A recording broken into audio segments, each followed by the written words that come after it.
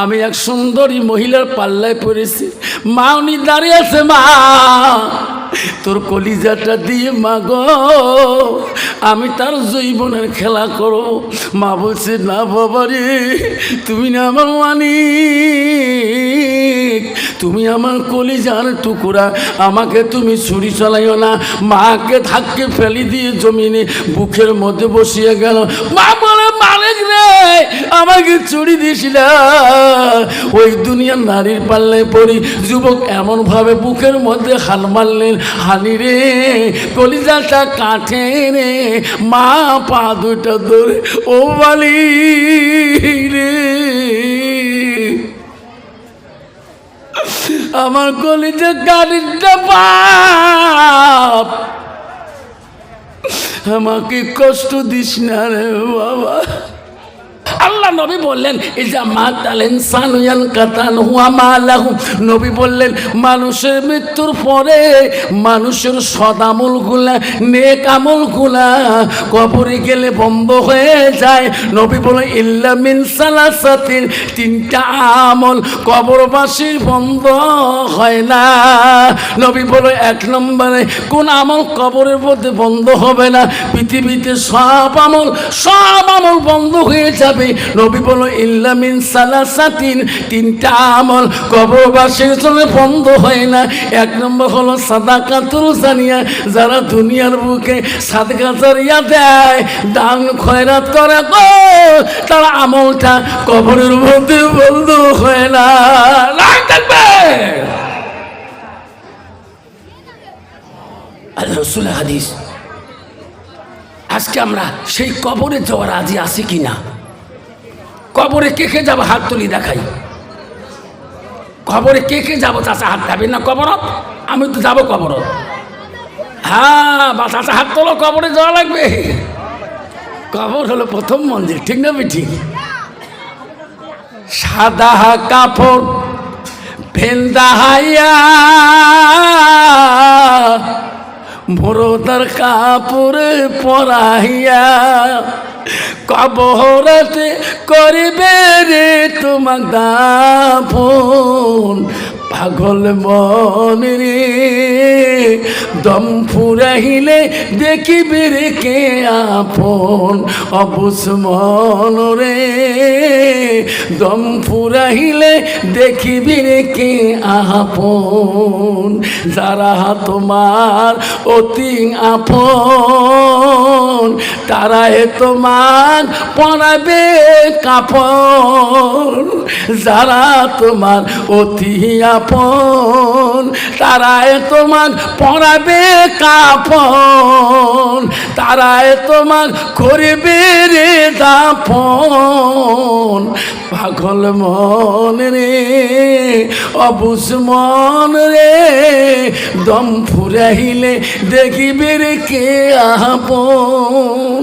শোনা, এই পাখিটা চলে গেলে, এই পাখি যখন চলে যাবে, এই পাখি চলে যাওয়ার পরে তোমার ছেলে যখন আসি ডাকায়, আব্বা করি ডাকায়, তখন তুমি ছেলের নাম আব্দুর রহমান, তুমি ডাকডা হোক বাপ বানা একটা নাম রাখো কি? পাখি সোনা, পাখি বাপ, ঠিক না? পাখি মোর, ময়না মোর, সোনা মোর, তোতা মোর। কেন হয়? ওই সবাটা যখন আব্বা বলি ডাকে, ভাবছেন শোনার জানারা, ছেলে ডেইলি আব্বা করি ডাকে। শুনুন, বাবা কষ্ট হয়, বাবা কষ্ট হয়। কার কার কষ্ট নয় হাত তুলে দেখাই। কষ্ট কার কার না হয়? হ্যাঁ, তকবির লাগায়। নাই তকবির। ছেলে ডেইলি আব্বা করি ডাকায়, তা ছেলে ভালোবাসা আব্বা ডাকে, বাপ পাগল। ছেলে মনে মনে কয় রে, আমি যদি একটা খারাপ কাজ করিও যাই, আমার বাপ তো এই গ্রামের মহৎ, এই গ্রামের প্রধান নেতা, মোর বাপ মোর পক্ষে হবে। বড় বড় অন্যায় করি যায়, গ্রামের যা ওনার বাবাকে বিচার দেয়। দেখেন আপনার ছেলের চরিত্র ভালো না, আমার মেয়েকে খারাপ কথা বলছে, দেখ তোর মেয়ে ঠিক রাখিস। ছেলে মনে মনে কয় রে, বাবা মরে মুখে আছে, ঠিক না ঠিক? এমন করি করি কিছুদিন চলে গেল। আল্লাহ কয়, বান্দারে তুমি হকের বিচার করো না, তুমি গরিবের দোষ ধরো আর নিজের দোষকে ঢাকিয়ে রাখো। আমি আল্লাহ রহমান, আমি আল্লাহ বড় দয়ালু, আমি কিন্তু বিশ্বাসের মালিক ইয়াউমিদ্দিন, আমি শেষ দিনের মালিক, আমি তোর বিশ্বাস ছাড়বো না। তুমি গরিবকে কত কান্দাইতেছো। হঠাৎ করে আল্লাহ তার বাবাকে কারিয়ে নিয়ে নিলেন। এখন উনি গ্রামের একাই পড়ে গেলেন। এখন উনি যদি কোনো অন্যায় করে, এর বাপ আছে আছে নাই, এখন মা তো বেশি আছে। এখন মনে মনে ভাবলেন কোনো অন্যায় করলে গ্রামে করা যাবে না, বাড়ির থেকে 10 কিলোমিটার করতে হবে, 5 কিলোমিটার করতে হবে, এই সরিয়ার পাড়ে করা যাবে না, বলরামপুরে করা যাবে না, করলে মারুগঞ্জ করতে হবে, নাহলে চিলাখানা করতে হবে, নাহলে নাজিরহাটে আড়ালে করতে হবে, যাতে আমার মার উপরে দোষ না আসে। আমার করতে আউটলো কত গুড়ে গুড়ে যেরকম ঠিক না ঠিক। যুবক মনে মনে মনে মনে একটা মেয়ের তালাশ নেওয়া শুরু করলো।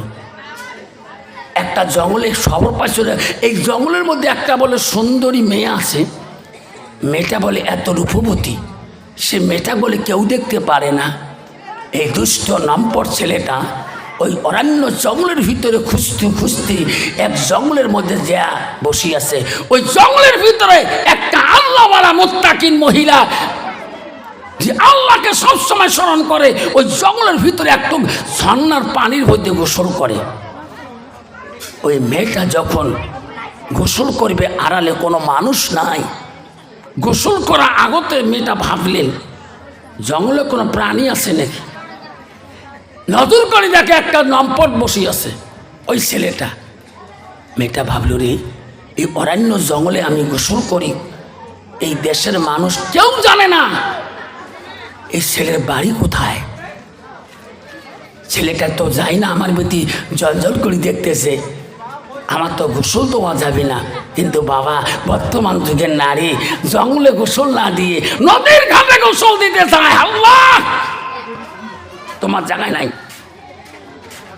বাড়িতে এত আড়াল করা জায়গা, কুয়া জায়গা আছে, কলিম্বার ঢাকা আছে, তা না দিয়ে নদীর ঘাটে যা গোসল দেয়।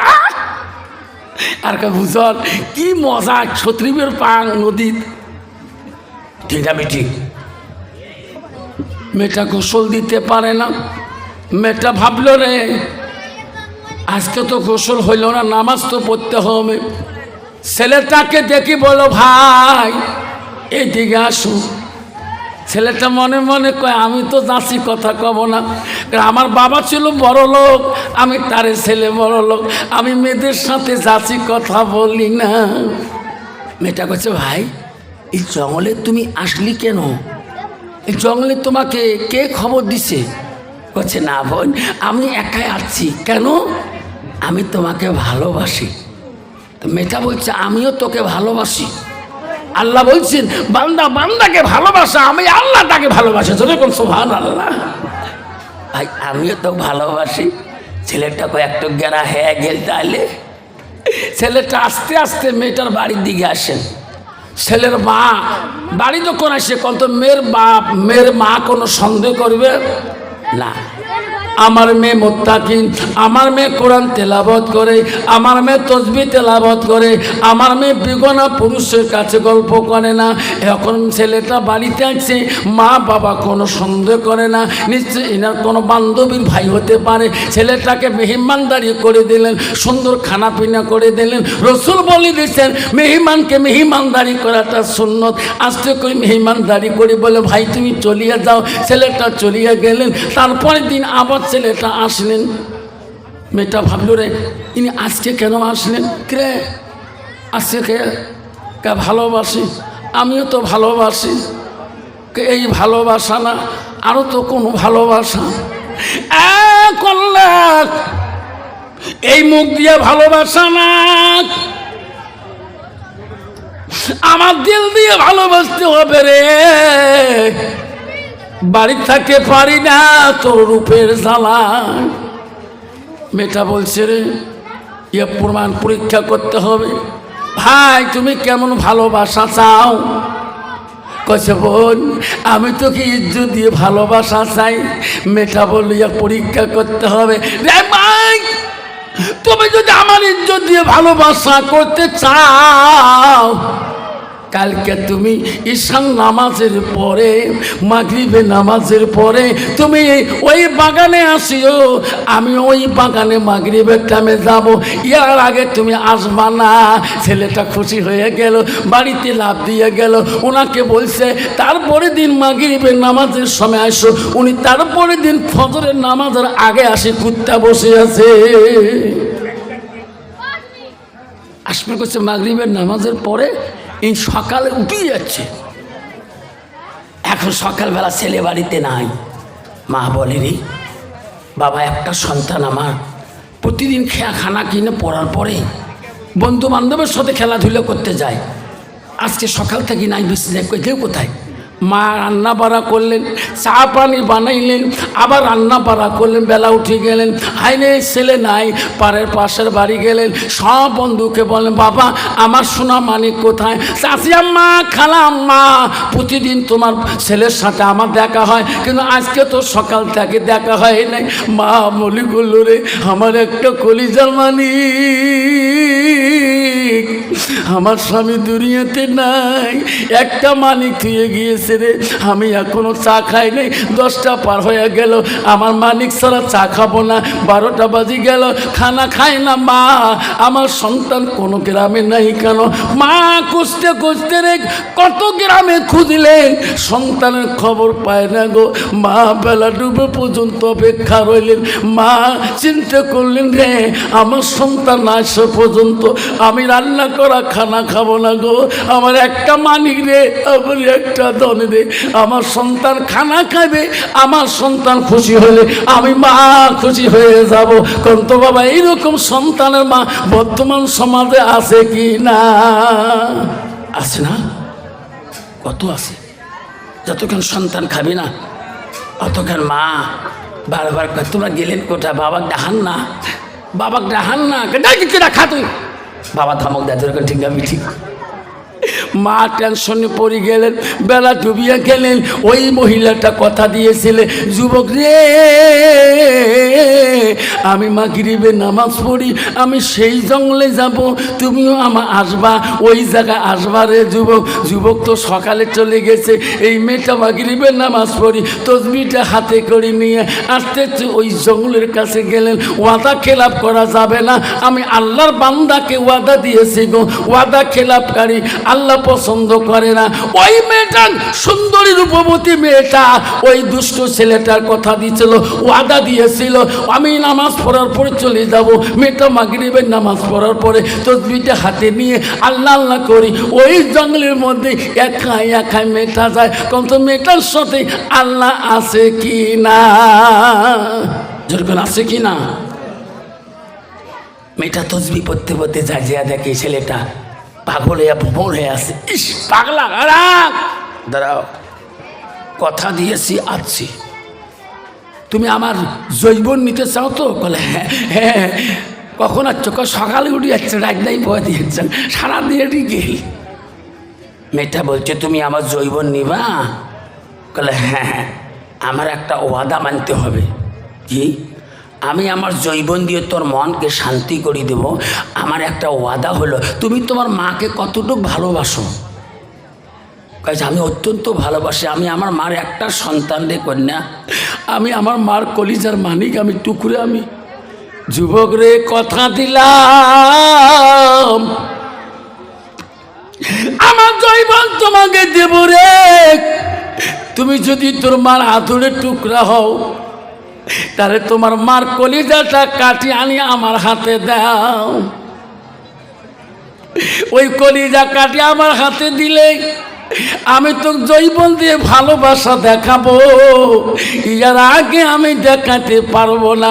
আমি ওয়াদা দিয়েছি এখানে থাকবো, তুমি না আসা পর্যন্ত আমি যাব না। দুষ্ট বেঈমান ছেলে রে ওই দুনিয়া নারীর পাল্লায় পড়িয়ে বলো বোন আমি কথা দিলাম তুমি দাঁড়াও, আমি আমার মার কলিজা কাটি আনি তোমাকে দেবো। জোরে কন্যা হুজুবিল্লাহ। যুবক চলে গেলেন দ্রুত বেগে। যেই বাড়ি ঢুকছেন মা বলছে বাবা আব্বা করে গেছিস বা তুই শোনা মোর, আয় বা হাত পা ধুয়ে ভাত খাওয়া। বাবা তোর জন্য আমি একটা দানা মুখে দেইনি, তুমি খাইলে আমি খাবো বাবা। বাবা তুমি খাও। বলছো একটা মানুষকে একটা তাড়াতাড়ি খুন করতে পারে না, তার রাগ উঠতে হবে। বলছে বাবা দেখো ভাত টেবিলে আর সাজে রাখছি, ড্রেসিংয়ে সাজে রাখছি, বাবা তুমি গরম পানি দিয়ে হাত পা হলে পরিষ্কার করো বাবা, তুমি খাইলে আমি খাবো, আমি না তোর মা হয়। বুড়ি মা বলছি রে ছেলে আমার বুড়ি কয় হ্যাঁ, আজকে তো আবার ভাষা জ্ঞান ঠিক না, ঠিক না বেটি? মা আস্তে আস্তে চাপি গেছে ছেলের কাছে, বাবা আমাকে বুড়ি কও কেন? বেশি কথা কস না। বলে কথা বললে কি করবি? ছুরিটা টানি বাড়ি করলুম। মা বলো ছুরি কারে? ও মা আমি কথা দিয়েছি মা, আমি এক সুন্দরী মহিলার পাল্লায় পড়েছি। মা উনি দাঁড়িয়ে আছে, মা তোর কলিজাটা দিয়ে মা গো আমি তার জৈবনের খেলা করো। মা বলছে না বাবা রে, তুমি না আমার মানিক, তুমি আমার কলিজার টুকরা, আমাকে তুমি ছুরি চালাইও না। মাকে ধাক্কে ফেলি দিয়ে জমিনে বুকের মধ্যে বসিয়ে গেল। মা বলে মালিক রে আমাকে ছুরি দিস না, ওই দুনিয়ার নারীর পাল্লায় পড়ি। যুবক এমনভাবে বুকের মধ্যে হাল মারলেন, হানি রে কলিজাটা কাটে রে। মা পা দুটা ধরে ও বালি রে আমার কলিজা কাটিটা বাপ, আমাকে কষ্ট দিস না রে বাবা। রে শোনার চানাক রে মালিক বাবা, আজকে সেই মার কলিজা আঘাত দিয়েছে গো, কত যুবক গো, কত ভাই দিয়েছে। মাকে গালা ধাক্কা বাড়ি বাড়ি করে দিয়েছি, বাবাকে ধাক্কা বাড়ি করে দিয়েছি। সেই বাবার ভালোবাসা তোমার অন্তরে ছিল 9 দিন। নবী বললেন সেই বাবার ভালোবাসা রাখতে হলে তুমি 3টা কাম করবা। ওই বাবাটা তুমি দুঃখ দিয়েছো, ওই বাবাটার নামে তুমি দান খয়রাত করো, সাদাকাতুল জারিয়া। ও বলো না পরে বলুক সেই মা সেই বাবা আজকে কবরে চলে গেছে গো। আজকে শোনার পরে মাদ্রাসার জন্য আমি 10টা বাবার কাছে হাত পাততাম। এ বাপ 10 জন বাবার কাছে গো, আমি 10 জন যাব না, যে কয়টা বাবা আছে আমি সর্বপ্রথম 10টা বাবার কাছে না, আমি একটা বাবার কাছে চাই, যে বাপটা তোমার কবরে পড়ে আছে, যে মাটা তোমার কবরে শুয়ে আছে, সেই মাটার জন্য বাবাটার জন্য আমি এই মাহফিলের ভিতরে 50টা বাবা হইল 1000 কোটি টাকা যদি দেন 50,000 টাকা হয়ে যাবে। এই নবীর বাড়ির ভালোবাসা আমার অন্তর থাকি যাবে না।